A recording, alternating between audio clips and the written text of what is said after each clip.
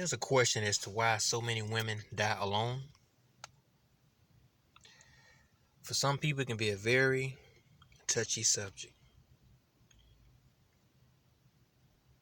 And to raise that question does not mean that you're going to get the answers that you would embrace. Sure enough.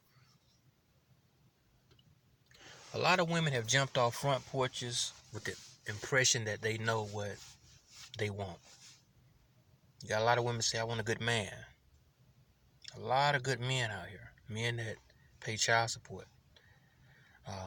Men who can build a house from the ground up, put you in it, and put a crown on your head.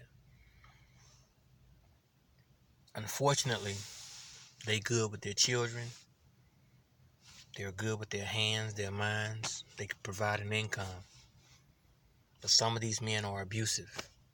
Some of these men are players.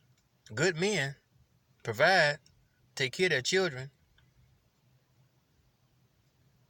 But a good man is not enough. Because by nature, as men, we are born as males. We become male boys. We become male adolescents. We become teenage boys. We become young men. We become middle-aged men. There's nothing we have to do to be referred to as a male or a man or a guy or a dude, because by nature, that's just who we are. But what we got to work to do is to become and maintain the attributes of a husband. That's the difference. Because an individual is born a male, he becomes a boy, a teenage boy. He becomes a young man that doesn't put him in a category to be good enough for you.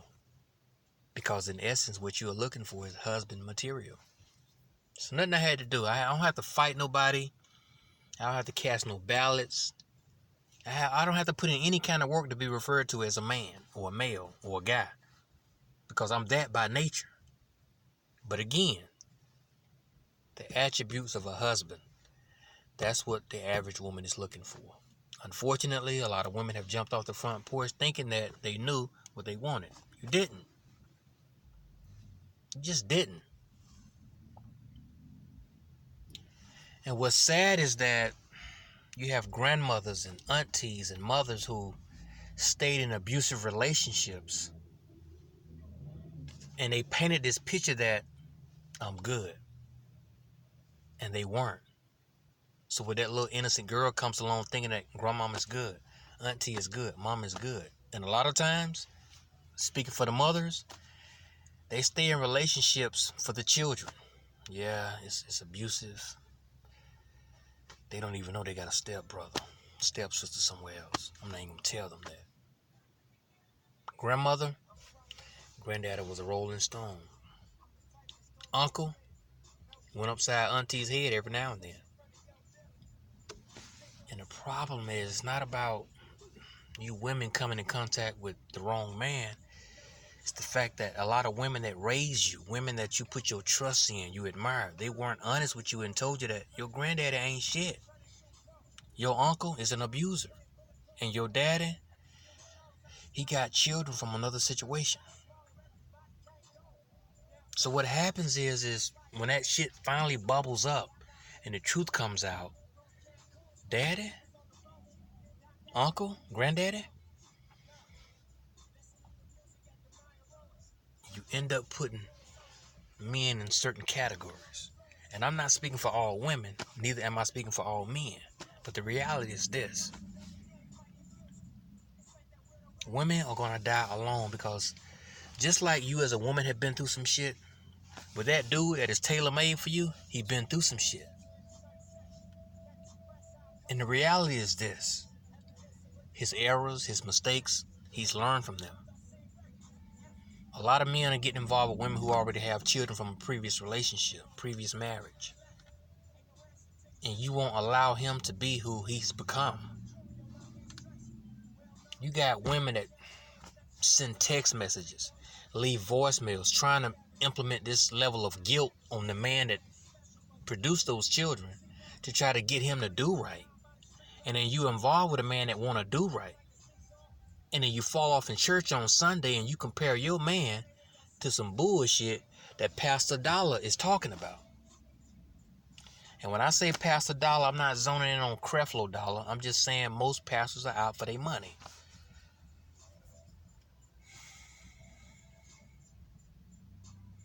A man don't want to go and sit up in a church and have another man stand in the pulpit, get his, an hour and 45 minutes of fame.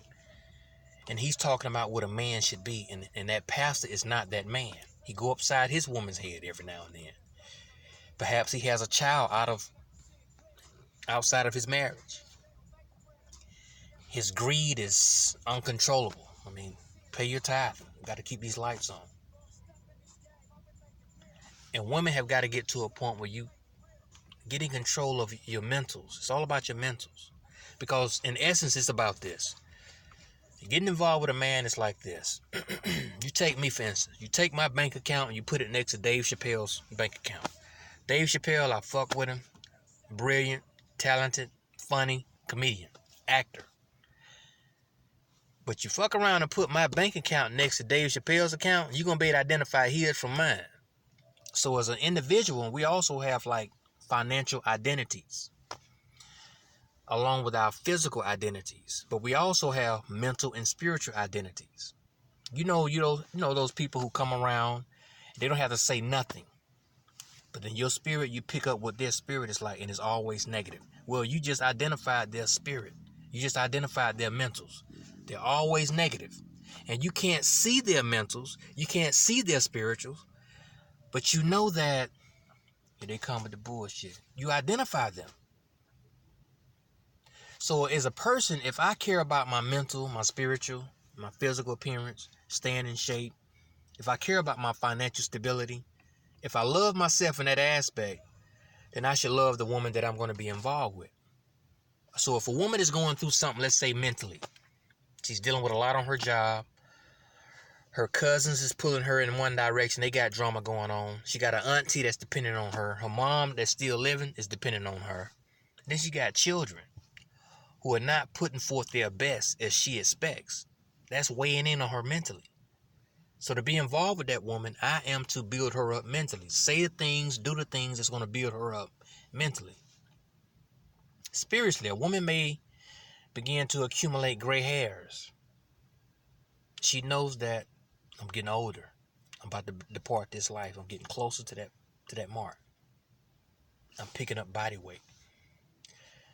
If a man loves his woman, he's going to say and do the things to build that woman up spiritually. Because that's weighing in on her spiritually. Physically, physical love is not always sexually. Physical love can consist of a man listening to his woman as she speak about her weight. She speak about her fears. She speak about her goals that she want to accomplish.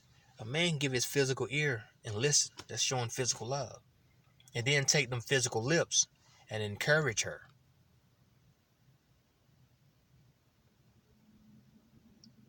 A man is giving himself in those areas. But what's happening is a lot of women are disappointed right now because this so-called fairy tale Cinderella lifestyle that they feel that they are entitled to, nobody has brought that into fruition. And you're mad. You're damn mad. Expectation leads to disappointment, and disappointment at some point leads to frustration and resentment. But I'm going to tell you what's going to happen. That man that sits on your bedside, not Beyonce sitting on your side, not Oprah with that aha moment sitting on your bedside, but that man that sits on your bedside and gives you a listening ear and expresses how he believes in you and that you can do it with his physical lips, that's who you have in your corner. But because men can't meet certain expectations that are falsified by pastors and these relationship coaches, you have a tendency to look down on him. But I'm going to tell you what's going to happen. Your children that you think going to always be there, There are 4 things that's going to lead them out of that household. A college career, they're going to pursue college, perhaps military, or somebody's going to win their little hearts and lure them out of that house, or they're going to be won to the street. The street's going to win your children. But the question is, what kind of relationship have you developed with that man? That man that gives his all. He may be part-time. He may be full-time. Keep in mind, you didn't just have children prior to him arriving to you, but he may have obligations outside of the relationship. Meaning, child support. That's an obligation. And you put superficial expectations on a man when he's doing his best. He's doing his best. And you have to take that in consideration.